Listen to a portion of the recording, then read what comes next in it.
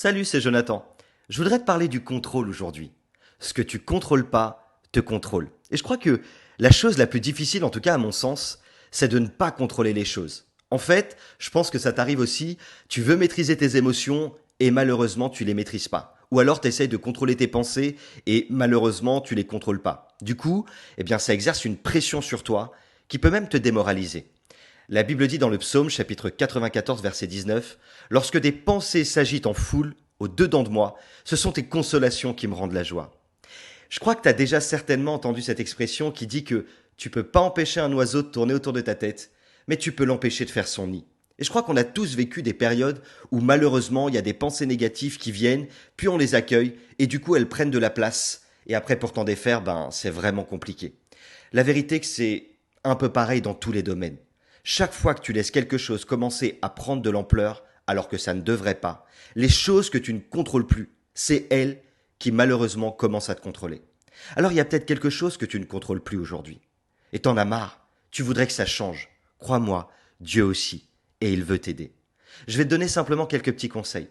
Évite de jouer avec le feu. Parce que quand on joue avec le feu, à un moment donné, on se brûle. Ce que je veux dire par là, c'est que s'il y a quelque chose qui commence à venir occasionnellement dans ta tête, ne le laisse pas faire sa place. Refuse-le afin de ne pas te laisser contrôler. Tu dois rester libre. Si tu sens que c'est une émotion, parce que quelque chose remonte à la surface, malheureusement ça arrive, une ancienne blessure du passé, ne laisse pas cette émotion te contrôler. Je parle bien sûr de la haine, ou peut-être de la rancœur, je parle bien sûr du non-pardon, des choses avec lesquelles il y a longtemps que t'en avais fini, normalement. Mais malheureusement elles remontent à la surface, parce qu'elles veulent te contrôler de nouveau. Ne les laisse pas te contrôler, tu dois rester libre. Et enfin, je voudrais te dire quelque chose. Et c'est pas un tabou. S'il y a un péché que tu as commis dans le passé, et que tu sens que dans cette saison ou dans cette période-là, tu es tenté de nouveau, parce que cet ancien péché veut revenir pour te faire la guerre et te dominer, alors résiste avec une foi ferme, ne te laisse pas contrôler, tu dois rester libre. La vérité, c'est que plus tu contrôleras les choses avec l'aide du Saint-Esprit, plus ta liberté sera évidente.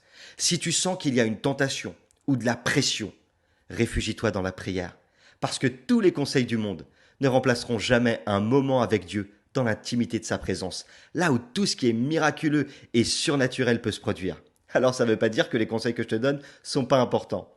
Mais ce que ça veut dire, c'est qu'aucun homme et aucun conseil ne pourra remplacer ce qu'il y a de plus important, ta relation avec celui qui est capable de tout changer.